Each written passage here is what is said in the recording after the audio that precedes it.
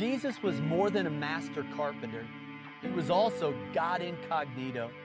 34 distinct miracles are recorded in the Gospels, but John's Gospel spotlights 7 miracles. It's those miracles that we're going to explore during this study.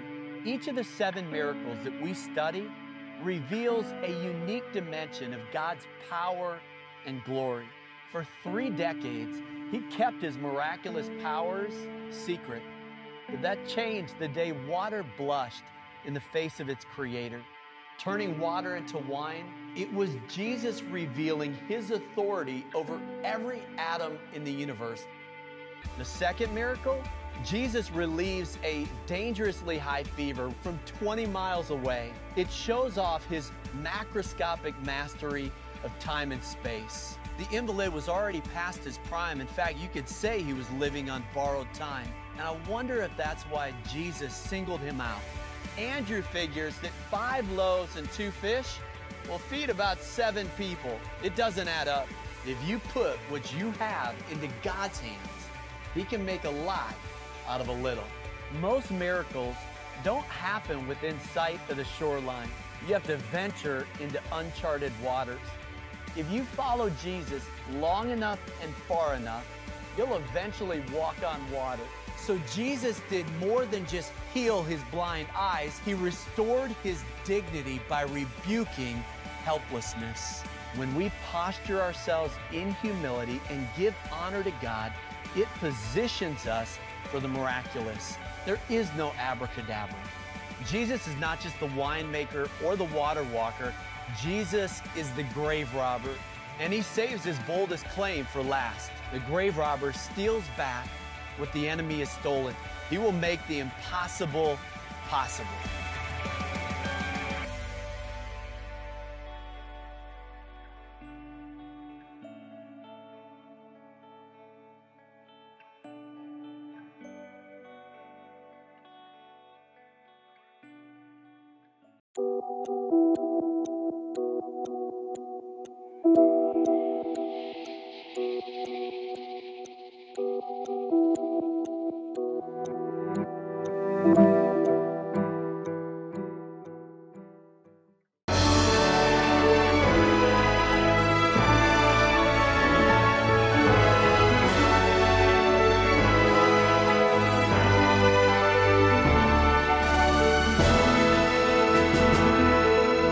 Subsídios.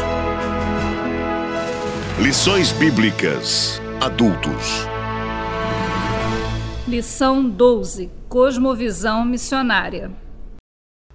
Amados irmãos, nós vamos estudar hoje a lição de número 12, Cosmovisão missionária. Em primeiro lugar, deixa eu dar uma palavra explicando o que é a cosmovisão.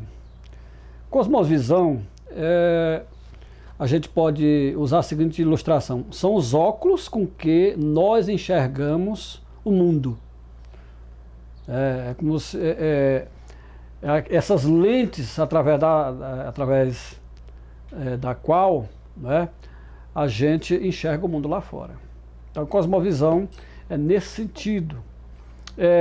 Um modelo, até modelo cultural também. E na sociologia, a gente trabalha muito, na filosofia também, com a questão do paradigma, o modelo que é reinante. Então, no tempo de Paulo também tinha uma forma de enxergar a visão, aliás, a missão. Como é que Paulo enxergava essa obra missionária? Então, Paulo tinha uma cosmovisão do mundo, a cosmovisão que ele tinha da cultura, né, judaica e dessa cultura cristã que estava se formando, que o mundo é visto a partir dos princípios, dos pressupostos dessa cultura. Então Paulo, nessa cultura cristã, nessa cosmovisão cristã, é alcançar o mundo para Cristo, estabelecer bases missionárias para alcançar os não evangelizados, não alcançados. É importante a gente ter isso em mente, né? Você que é professor, quando for tratar esse assunto. Nós temos boas literaturas hoje que trata dessa questão da cosmovisão. A própria a revista que nós estamos usando tem uma sugestão bibliográfica aqui, que é o Cristão na Cultura de Hoje, que é muito interessante para a gente entender o papel do cristão nessa cultura, como nós alcançamos este mundo no qual nós vivemos para Cristo, como Paulo tinha esse propósito nos seus dias. É isso que nós chamamos de cosmovisão missionária, essa visão macro da coisa, não apenas micro, mas uma visão mais elástica do mundo missionário. Nós trabalhamos aqui a lição, esboçamos a lição de uma forma bem didática para você, com uma necessidade, no primeiro ponto, a necessidade de uma cosmovisão missionária.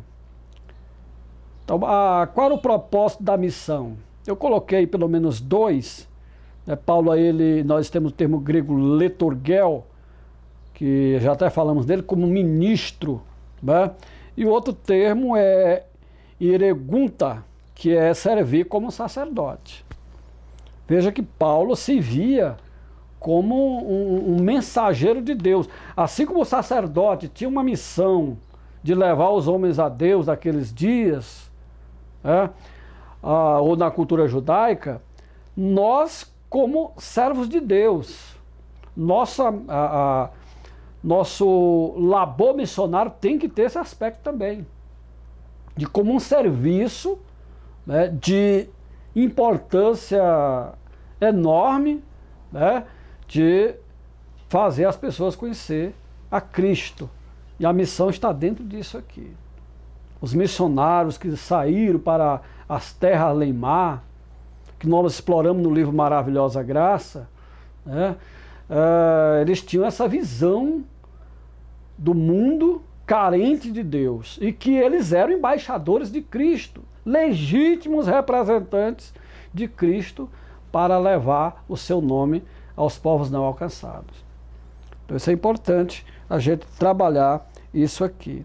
O agente da missão, nós trabalhamos aí a partir que Paulo fala, já em 1 Coríntios capítulo 2, o Espírito Santo é quem impulsiona, a força motriz, é aquele que nos dá o impulso, que nos leva a cumprir essa grande comissão, o agente da missão.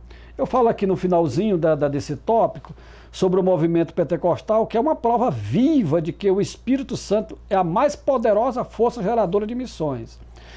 Eu, sinceramente, já li muitos livros de missões, biografias, compêndio de autores que escrevem sobre a obra missionária, mas, infelizmente, há um preconceito enorme ainda com o pentecostalismo, porque gigantes como Daniel Berger, Gunnar Wingre e suas respectivas esposas, que deram a vida, implantaram um cristianismo dinâmico e vivo em solo brasileiro, né, no pentecostalismo clássico, sejam esquecidos nessas obras. Ninguém encontra referência a eles, que é de uma omissão que nos causa admiração. Tudo bem, nós temos que falar nos gigantes que levaram a obra missionária, Judson Taylor e tantos outros homens de Deus, né, que levaram a palavra de Deus a povos esquecidos. E temos grandes compêndios de missões sobre isso. Mas esquecer esses homens de Deus que deram a vida e implantaram hoje, que é uma das maiores denominações evangélicas do Brasil e do mundo, em solo brasileiro, e não ter seus nomes citados em determinados compêndios de missões é no mínimo lamentável. Mas tem que chamar atenção para isso, porque missões já é um slogan dos evangélicos, está no coração de Deus. Então a gente trouxe esse capítulo porque é importante, porque Paulo tinha na mente o seguinte: ele queria expor seu pensamento à igreja de Roma, cortar algumas arestas sobre o que ele tinha dito, que tinha sido mal entendido, e firmar, segundo ele mesmo vai dizer nesses capítulos finais, uma base missionária em Roma, para que lá ele pudesse alcançar outros povos. Então essa é a questão da esfera da missão. Aí eu falo uma coisa interessante. Eu digo o seguinte: Paulo precisava ampliar a esfera do seu projeto missionário, pois não queria pregar onde outros já tivessem pregado. Não queria trabalhar sobre fundamento alheio. O campo era o mundo e esse se encontrava branco para a ceifa. O modelo de Paulo deve ser ainda o nosso modelo. Escute isso. Você que é professor, que é importante, pastor também. Olha só o que eu coloco aqui. Infelizmente, o que se observa hoje é que muitos estão edificando sobre fundamento alheio, invadindo a esfera de atuação de outros obreiros, coisa que Paulo jamais fez. E estão pregando onde já existe igreja estabelecida, às vezes da mesma confissão de fé, e não onde há realmente necessidade missionária. Agem movido pelo espírito de competitividade, né? E não de solidariedade. É isso que a gente vê em muito desse Brasil afora. Temos carência missionária, meu irmão, sem dúvida, no próprio Nordeste brasileiro, na África, né, na Europa. Eu estive na Europa algumas vezes e vi a carência que há no velho mundo, que o evangelho que tem origem ou que se espalhou grandemente por aquela região e hoje está esquecido. Há uma carência muito grande, um apelo missionário. Na América Latina também, no Peru, há um apelo missionário muito grande. No Brasil também, nós temos área no Nordeste que precisa de apoio missionário, mas não da forma como está sendo feito. Então tem que trazer uma reflexão para isso. Deus está levantando missionário, Deus quer levantar igrejas para manter missionários. Mas vamos ver como é que se faz missões. Vamos ver como é que se faz missões. Então é preciso a gente seguir os parâmetros da palavra de Deus. É importante a gente trazer essa reflexão, porque no item 2 eu falo sobre a necessidade do planejamento missionário, que é estabelecer bases e estabelecer intercâmbio. Então Paulo queria estabelecer uma base, ele diz aqui, já no capítulo 15, versículo 24, seja encaminhado por vós. É importante a gente trabalhar isso como estabelecimento de bases missionárias. Por que isso é importante? Porque missão não se faz de qualquer jeito, não é só pregar o evangelho, irmão. A gente é só pregar o evangelho. Olha, Paulo queria pregar lá no capítulo 16 de Atos.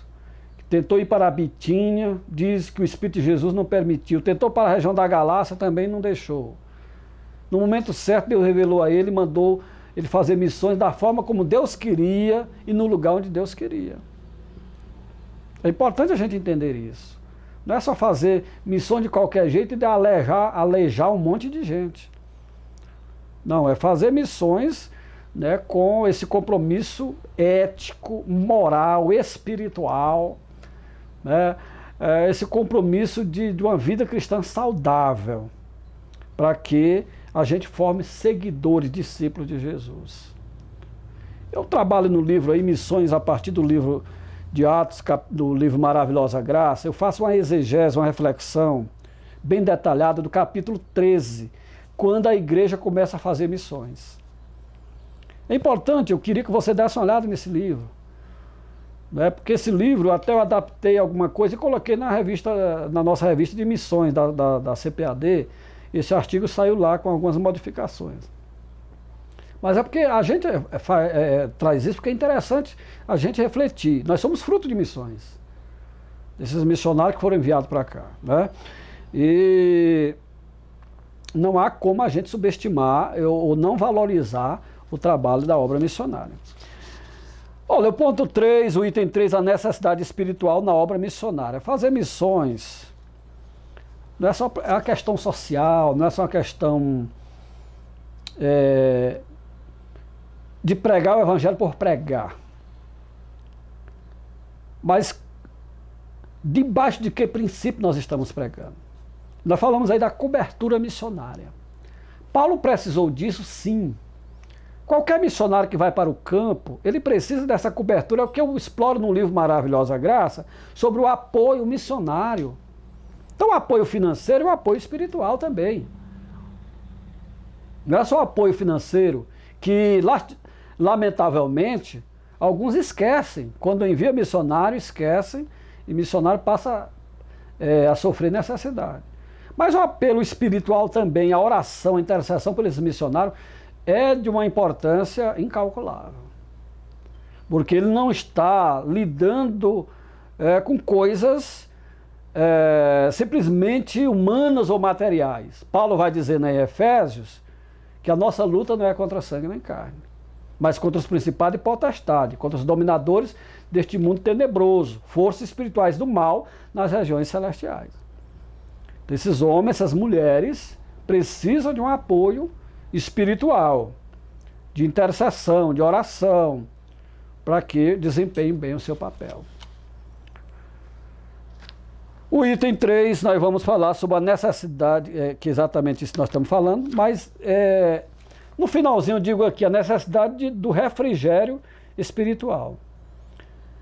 Eu coloco aqui um termo grego que Paulo usa, o sinanapalphomai, que eu digo aqui que eu possa descansar e refrigerar o meu espírito junto com vocês. Ou seja, fazer a obra de Deus tem desgaste, sim. É uma luta, mas não é isso, mano. Tem um lado prazeroso da obra. Nós podemos nos estimular, nos animar, nos encorajar. Por isso é importante esse apoio físico, espiritual, moral ao missionário. A visita ao missionário. E o intercâmbio, o missionário manter um relacionamento estreito com a agência ou a igreja ou quem o enviou para que haja essa identidade.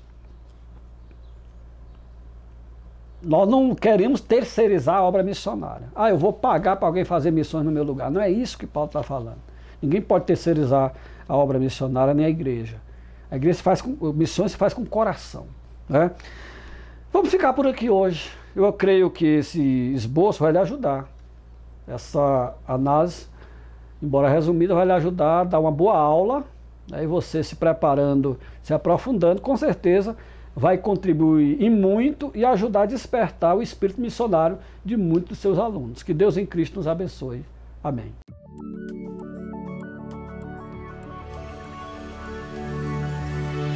CPAD, a editora da Escola Dominical.